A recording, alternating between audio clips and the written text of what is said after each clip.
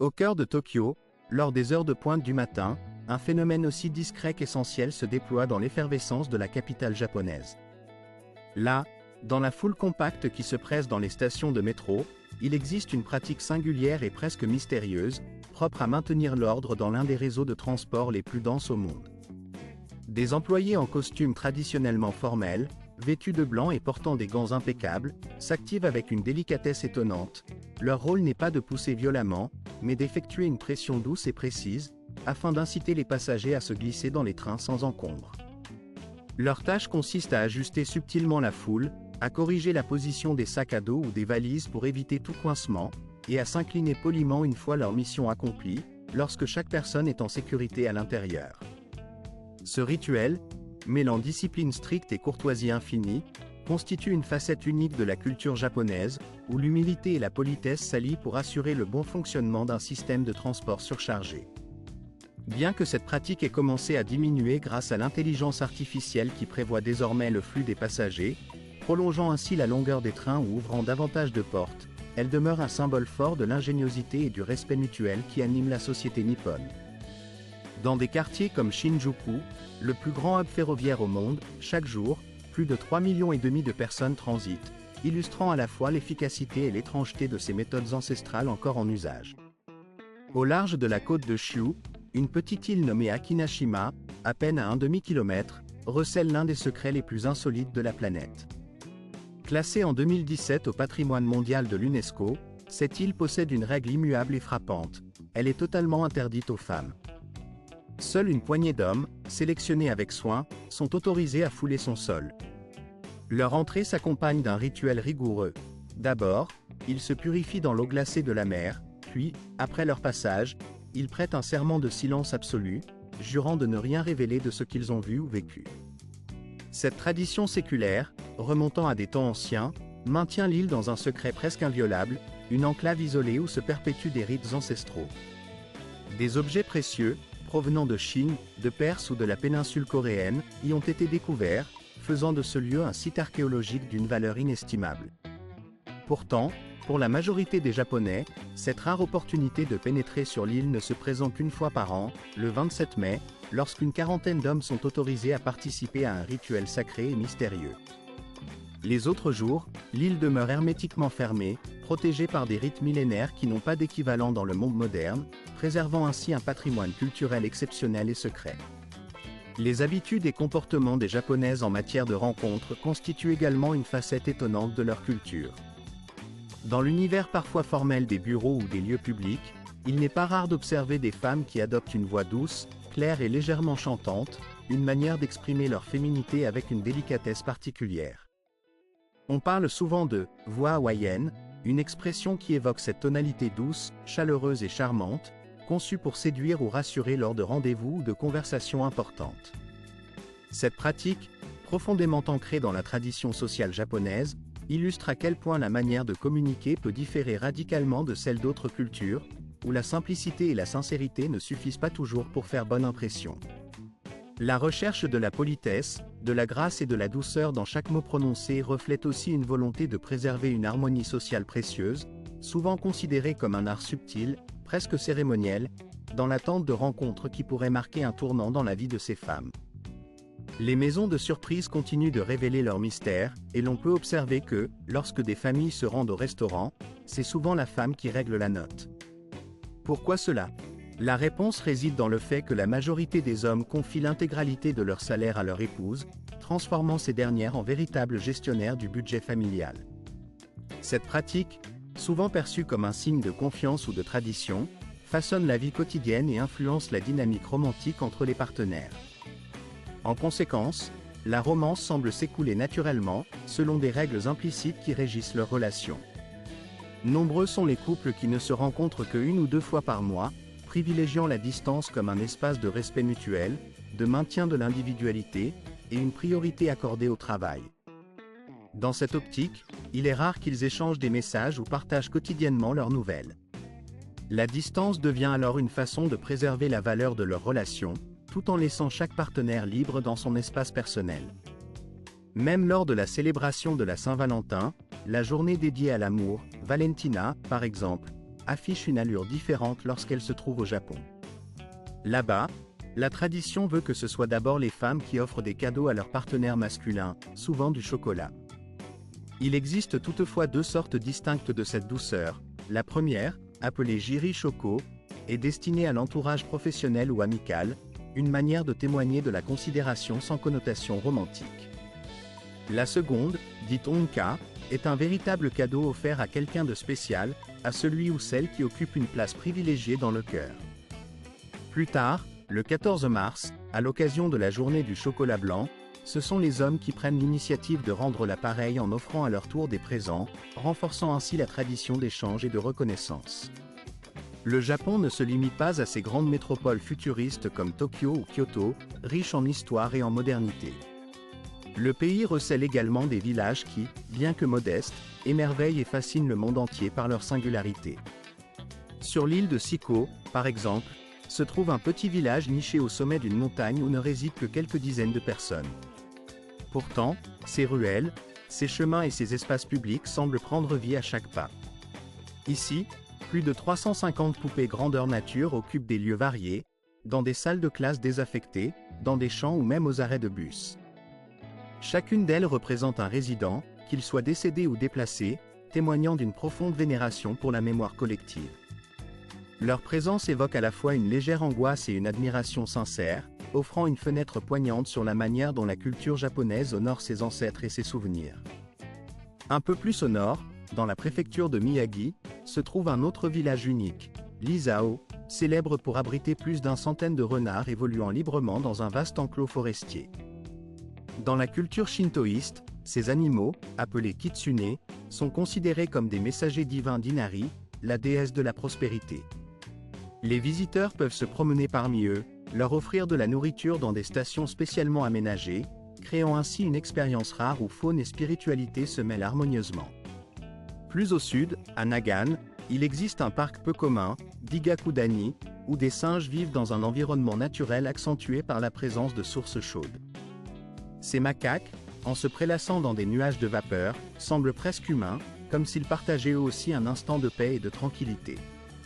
Beaucoup de Japonais perçoivent cette scène comme un symbole d'harmonie et d'équilibre, une preuve que même les animaux méritent de bénéficier de moments de sérénité, reflet de la philosophie profondément enracinée dans leur culture. L'arc, cette forme de communication si particulière, représente l'une des expressions les plus complexes au monde.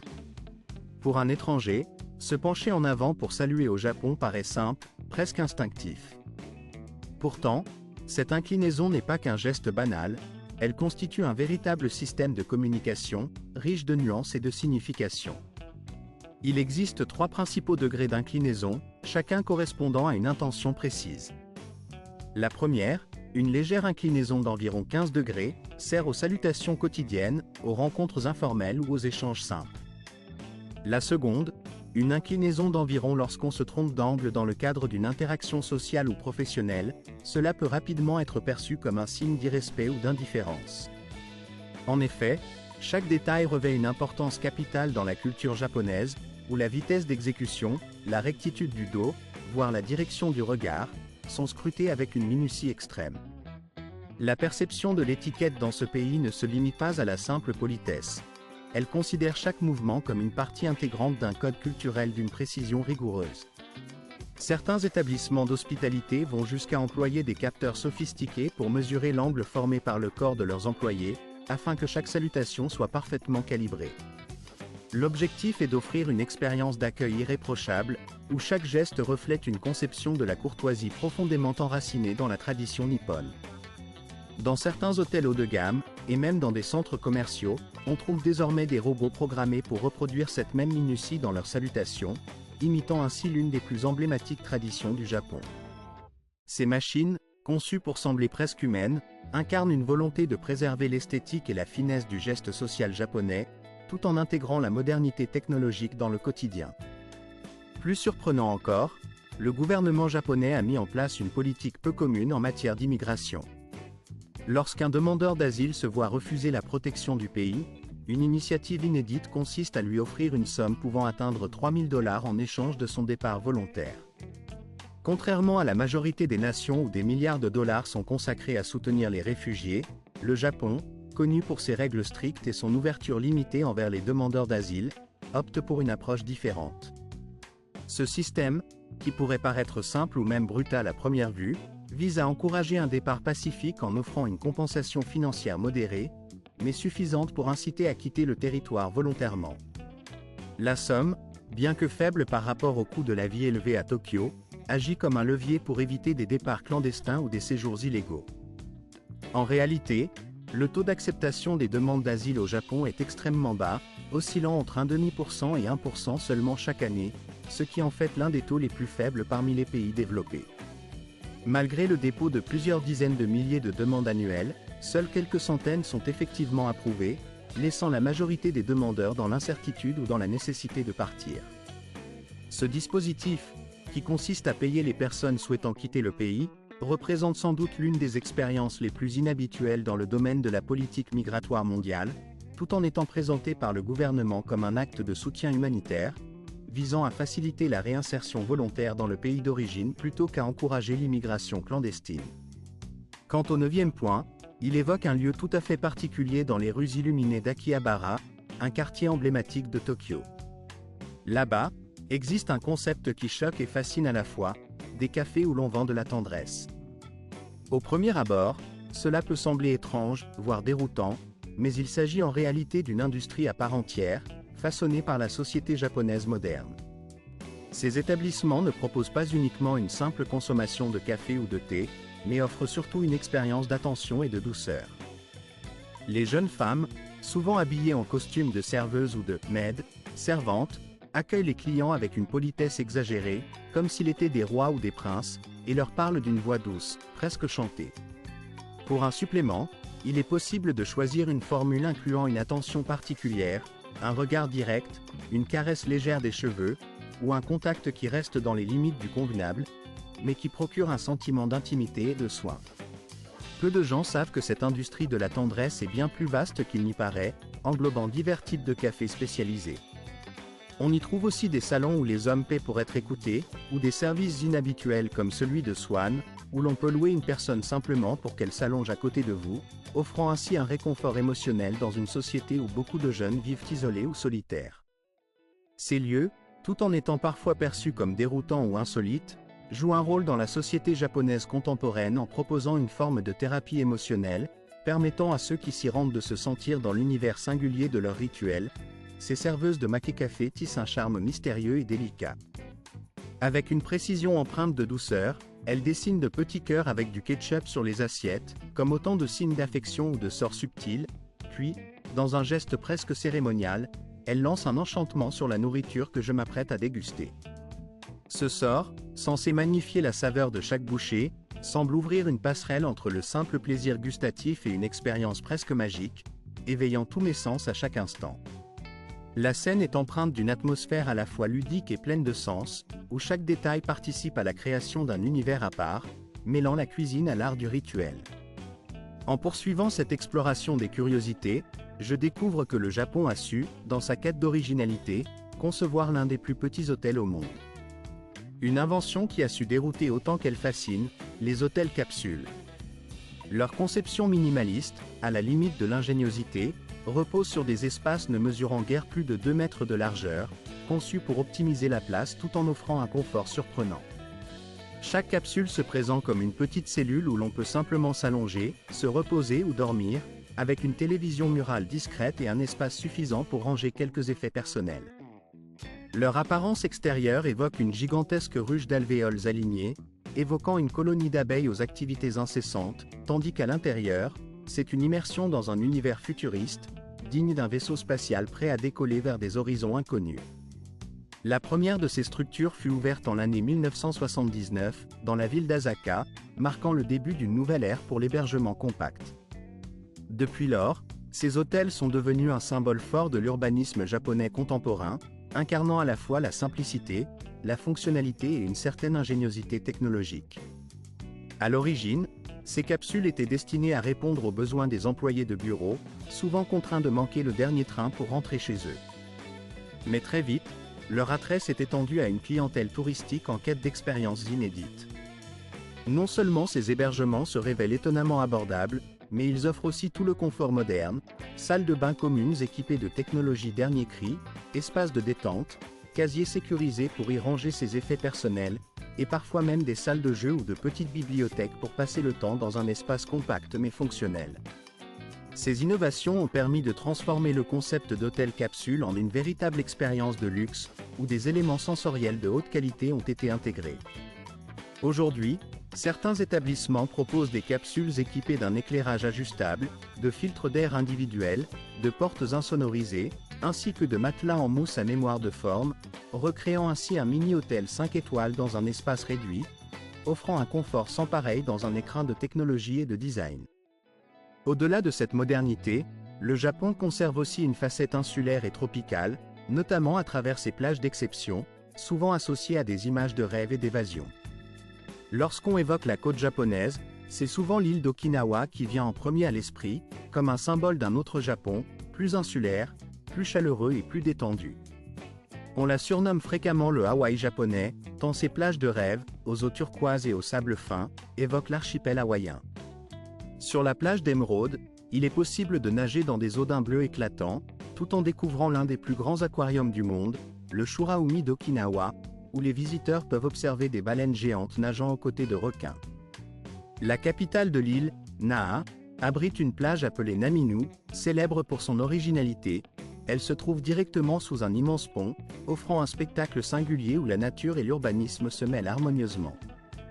Curieusement, cet endroit rare permet de plonger dans la mer tout en ayant en toile de fond la silhouette moderne de la ville, créant ainsi une scène où la nature sauvage et l'architecture contemporaine cohabitent dans une étonnante harmonie.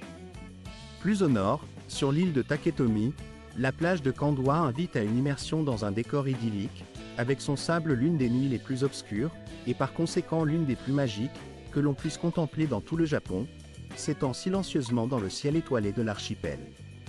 Ici, l'absence totale de pollution lumineuse confère à cet espace une pureté rare, un véritable paradis pour les passionnés d'astronomie, pour ceux qui aiment observer la voûte céleste dans toute sa splendeur. La clarté de ce ciel nocturne, si limpide et immaculé, offre une expérience que peu de régions du monde peuvent égaler, transformant chaque regard vers l'infini en une aventure contemplative. Pourtant, le Japon ne se limite pas à ses merveilles naturelles.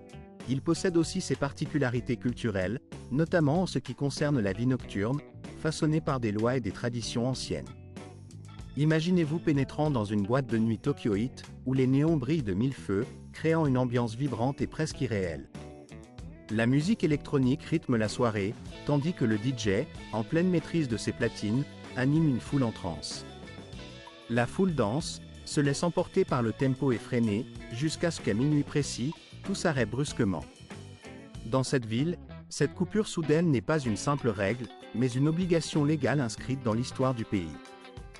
Depuis des décennies, la loi de Fuja, adoptée en 1948, impose l'interdiction de danser après minuit dans les établissements nocturnes. Cette mesure, officiellement destinée à réguler la moralité publique et à contrôler certains comportements jugés immoraux ou déviants, visait à préserver l'ordre dans les lieux de divertissement. La police, dotée du droit d'organiser des descentes inopinées, pouvait infliger des amendes aux propriétaires de clubs ou de bars qui laissaient leurs clients continuer à danser après l'heure réglementaire. Résultat, de nombreux établissements, au lieu d'être des espaces de fête et de liberté, sont devenus des lieux où l'on se contentait de boire, d'écouter de la musique, mais sans jamais se laisser entraîner dans la danse.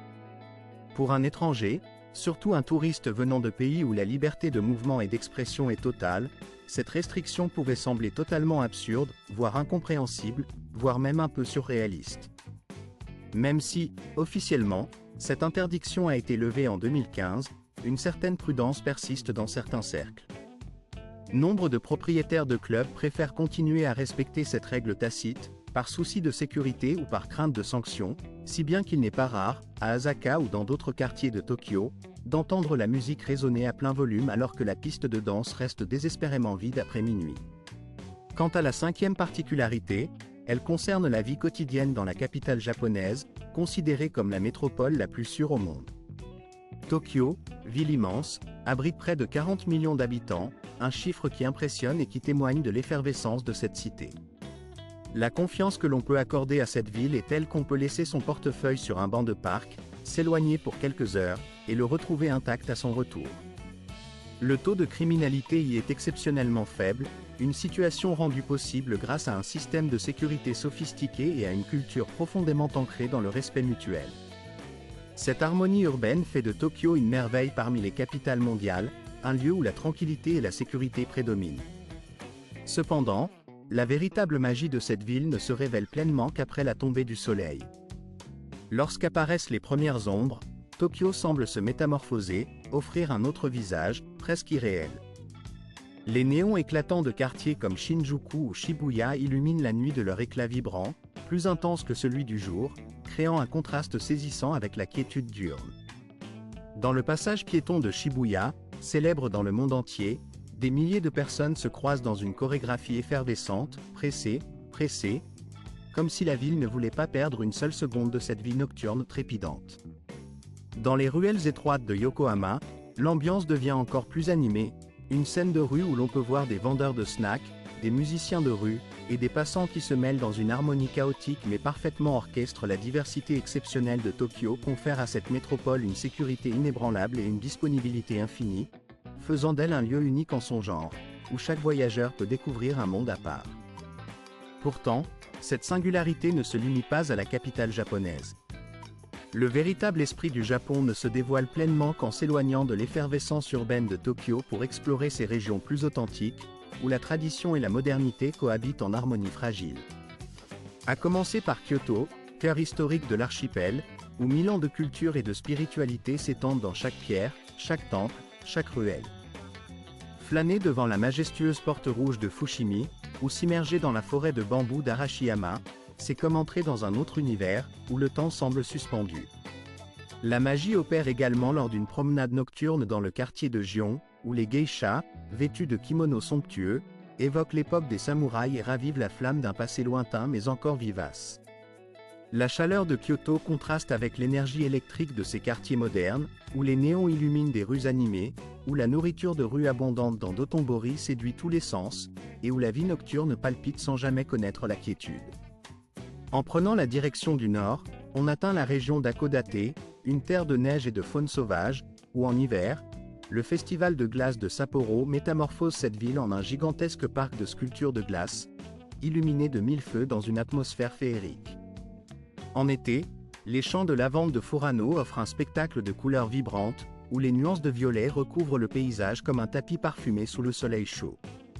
Plus au nord, dans le parc national de Shire-Toko, classé au patrimoine mondial de l'UNESCO, la nature y demeure sauvage et intacte, où il est encore possible de croiser des ours bruns ou d'observer des baleines dans leur habitat naturel. Au sud, l'île de Kyushu dévoile un paysage volcanique d'une beauté brute, parsemé de sources chaudes réputées pour leurs vertus curatives.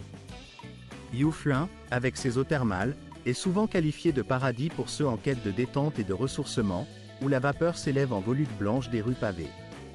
Le mont Aso, l'un des volcans les plus impressionnants de la planète, s'élève majestueusement au-dessus de Kumamoto, offrant un panorama à couper le souffle. Plus au sud encore, le volcan Sakurajima, en constante éruption, continue de rappeler la puissance indomptable de la nature japonaise et d'impressionner les visiteurs par ses coulées de lave incandescentes. Pour toucher du doigt l'histoire profonde de cette nation insulaire, il faut se rendre dans la région de Hiroshima, où le Parc de la Paix et le Musée de l'énergie atomique témoignent de la tragédie des bombardements nucléaires, marquant à jamais la conscience collective mondiale. Une courte traversée en bateau conduit vers Miyajima, cette île sacrée où les portes Torii rouges semblent émerger directement de la mer, symboles éternels de foi et de renouveau. La quiétude de ce lieu contraste avec l'agitation de la ville d'Okayama, célèbre pour son jardin paisible de Korakuen, considéré comme l'un des plus beaux du pays, ou encore ses dunes de sable impressionnantes, évoquant presque un désert, qui ajoute à la diversité de paysages japonais un charme incomparable. Parmi les événements majeurs qui ponctuent le calendrier nippon, certains festivals figurent parmi les plus grands et spectaculaires au monde. Chaque mois de juillet, le Gion Matsuri transforme Kyoto en un théâtre de couleurs et de traditions, durant un mois entier. De gigantesques structures en hauteur, pouvant dépasser les 24 mètres et pesant jusqu'à 12 tonnes, défilent lentement dans les rues étroites, comme des musées ambulants. Leur décoration, riche en tissus précieux et en broderies délicates, est entièrement réalisée à la main, à l'aide de cordages tressés avec minutie, témoignant d'un savoir-faire ancestral. Vers la fin juillet, Osaka accueille le Tenzin Matsuri, un festival qui illumine la ville de mille feux. Le jour, des processions sacrées défilent dans les rues, tandis qu'à la nuit tombée, des centaines de bateaux ornés de lanternes flottent sur la rivière, illuminant la scène de leur lumière douce, une tradition singulière et profondément enracinée exige que tous ceux qui souhaitent embarquer sur un bateau se soumettent d'abord à un rituel de purification. Ce rite ancestral, porteur de symbolisme et de respect, vise à libérer l'esprit et le corps des impuretés, afin d'aborder le voyage avec sérénité et harmonie. La foi, quant à elle, tisse un lien étroit avec les vacances et les célébrations populaires, conférant à ces moments un caractère sacré et communautaire. Au printemps, lorsque la nature japonaise se pare d'un manteau de fleurs éclatantes, le pays tout entier s'immerge dans la splendeur des cerisiers en fleurs, ou sakura, et célèbre Hanami, cette fête délicate des fleurs de cerise. Mais cette célébration dépasse largement la simple admiration des pétales roses qui tombent doucement, emportés par la brise. Elle devient une véritable occasion de profiter du plein air, de partager des pique-niques sous les arbres en fleurs, de boire du saké, de chanter, de danser et de vivre intensément ces instants éphémères. Une tradition qui remonte à plusieurs millénaires, née à la cour impériale, où elle servait à honorer la saison et à exprimer la gratitude envers la nature. Progressivement, cette coutume s'est diffusée à travers tout le pays, touchant chaque région, chaque village, chaque cœur. Même de nos jours, Hanami demeure l'un des rares moments où les Japonais acceptent pleinement de lâcher prise, de se détendre et de partager une joie simple mais profonde, loin des contraintes quotidiennes. En hiver, lorsque la neige recouvre le sol d'un blanc immaculé, un autre festival spectaculaire transforme la ville de Hokkaido en un véritable royaume de glace, le festival de Sapporo. Chaque mois de février, plus de 400 sculptures monumentales prennent vie dans ce lieu magique, certaines atteignant 15 mètres de hauteur, l'équivalent d'un immeuble de 4 étages. Ces œuvres impressionnantes attirent des millions de visiteurs venus du monde entier, tous en quête de paix et d'émerveillement face à cette mer d'œuvres gelées. Mais peu de gens savent que derrière cette merveille réside un système sophistiqué de refroidissement, maintenu par les forces d'autodéfense japonaises, qui veillent à préserver ces sculptures contre le dégel, assurant leur longévité et leur beauté. La culture japonaise ne se limite pas à ces festivités éblouissantes. Elle se manifeste aussi dans des curiosités culinaires qui défient l'imagination. Parmi celles-ci, les pastèques carrées, cultivées depuis les années 60 dans des moules spécialement conçus pour leur donner cette forme géométrique. Cependant, ces fruits insolites sont rarement consommés comme des aliments courants. Au lieu de cela, ils sont souvent offerts en cadeau de luxe ou utilisés comme objets décoratifs, leur prix pouvant atteindre plusieurs centaines de dollars. Ressemblant plus à des œuvres d'art qu'à des fruits comestibles, ils incarnent le raffinement et l'originalité du savoir-faire japonais. La cuisine traditionnelle, quant à elle, reste indissociable de cette culture de l'excellence. Impossible de parler de cette gastronomie sans évoquer les sushis, qui restent une icône mondiale. Pourtant, ces sushis japonais, faits de poissons frais et de riz, diffèrent radicalement des petits pains à la mayonnaise populaires aux États-Unis. La variété culinaire ne s'arrête pas là. Les ramen, par exemple, se déclinent en une multitude de styles régionaux, tels que le miso ramen de Hakodate, le tonkotsu riche et crémeux de Fukuoka, ou encore le shoyu ramen, parfumé au soja, de Tokyo. Le tempura, léger comme l'air, semble presque flotter dans l'huile, tandis que les okonomiyaki, souvent appelés pizza japonaise, sont cuits sur une plaque, généreusement nappée de sauce sucrée et salée. La gastronomie japonaise ne se limite pas à la dégustation, elle devient un véritable art visuel et sensoriel. Les restaurants proposent souvent des modèles alimentaires hyper réalistes, appelés shokuin sampuru, qui ressemblent à de petites sculptures en plastique, mais qui donnent envie de tout goûter. Manger des nouilles bruyamment, en faisant du bruit avec sa soupe, est considéré ici comme une marque de politesse, une manière de montrer qu'on apprécie pleinement le repas. À l'inverse des manières occidentales, cette pratique traduit le respect et la convivialité. Il n'est pas rare de tomber sur des machines à ramen ou à bento en forme de héros d'anime, témoignant de l'intégration du divertissement dans chaque malgré son statut de pays développé. Le Japon présente un niveau de vie nettement inférieur à celui de nombreuses grandes métropoles américaines ou européennes, avec une différence qui peut s'étendre jusqu'à 30 ou 40%. Louer un appartement d'une pièce à Tokyo, par exemple, nécessite un budget mensuel oscillant entre 600 et 1000 $, un coût qui peut sembler élevé mais reste raisonnable dans un contexte urbain aussi dense. Dans des villes plus petites, telles que Fukuoka ou Sapporo, cette dépense diminue sensiblement, se situant généralement entre 400 et 700 $ par mois, offrant ainsi une alternative plus abordable pour ceux qui souhaitent vivre dans un environnement moins frénétique tout en bénéficiant de la qualité de vie japonaise. Les frais relatifs aux services publics électricité, eau, gaz, ainsi qu'Internet, tournent en moyenne autour de 100 à 150 $ mensuels. Ces coûts, tout en étant raisonnables, doivent être pris en compte dans le budget global de l'habitat. En ce qui concerne la restauration, manger à l'extérieur reste une option accessible. Un déjeuner dans un restaurant bon marché coûte habituellement entre 6 et 10 $, tandis que le dîner peut revenir à une quinzaine de $, ce qui permet de profiter de la gastronomie locale sans se ruiner. Cependant, pour ceux qui préfèrent cuisiner chez eux, le montant consacré aux courses s'élève généralement à environ 250 à 300 $ par mois, en fonction des habitudes alimentaires et du choix des produits. Les transports en commun japonais se distinguent par leur propreté, leur fiabilité et leur efficacité. La possibilité d'utiliser un pass illimité pour le métro, dont le prix varie entre 80 et 120 $ selon la ville, facilite largement la mobilité quotidienne. Bien que les taxis soient coûteux, leur usage se limite souvent à des occasions particulières, car vivre à proximité d'une gare permet de se déplacer aisément à pied ou en transport en commun. Les autres dépenses courantes, telles que l'abonnement à une salle de sport, restent raisonnables, avec un coût mensuel compris entre 40 et 60 $. Quant aux soins dentaires pour les étrangers, ils s'étendent généralement entre 50 et 80 $ par séance, coût qui reste abordable grâce au système national d'assurance santé. Ce système, qui couvre une grande partie des dépenses médicales, garantit que même pour les résidents de longue durée, les frais de soins restent accessibles.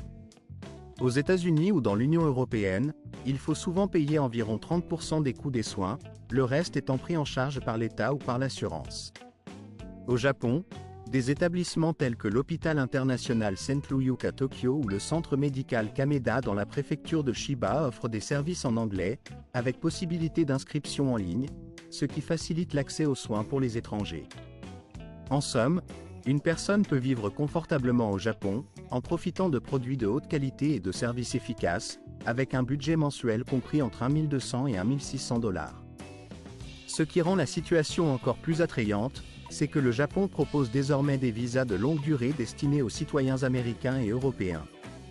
Ces visas permettent des séjours allant de 6 mois à 1 an, notamment pour des démarches financières ou administratives simples, sans nécessité de démarches complexes ou coûteuses. Oseriez-vous vous installer dans ce pays si accueillant? Si oui, n'hésitez pas à laisser un commentaire. Sinon, votre silence aussi est précieux. Partagez vos impressions ci-dessous, car nous venons d'évoquer 15 faits étonnants, ainsi que des caractéristiques insolites du Japon, dans l'espoir d'élargir votre vision de cette nation fascinante. Nous espérons que ces informations vous ont offert une perspective nouvelle et enrichissante sur ce pays. N'oubliez pas d'apprécier cette vidéo, de la partager avec d'autres passionnés de voyage, et de vous abonner à notre chaîne pour découvrir nos prochaines aventures. À très bientôt pour une nouvelle exploration. Nous souhaitons que cette vidéo vous ait plu. Si c'est le cas, pensez à cliquer sur le bouton « J'aime » et à vous abonner pour ne rater aucune de nos futures publications, riches en découvertes passionnantes. Votre soutien est essentiel pour nous permettre de continuer à produire du contenu toujours plus captivant. N'oubliez pas non plus de regarder la vidéo suivante qui apparaîtra à l'écran, car elle est sûrement faite pour vous, et vous y trouverez sans doute votre prochaine destination favorite. Enfin, n'hésitez pas à nous laisser un commentaire pour nous indiquer quel pays vous aimeriez que nous explorions lors de notre prochaine aventure. Merci infiniment d'avoir suivi cette vidéo, et à très bientôt pour de nouvelles découvertes.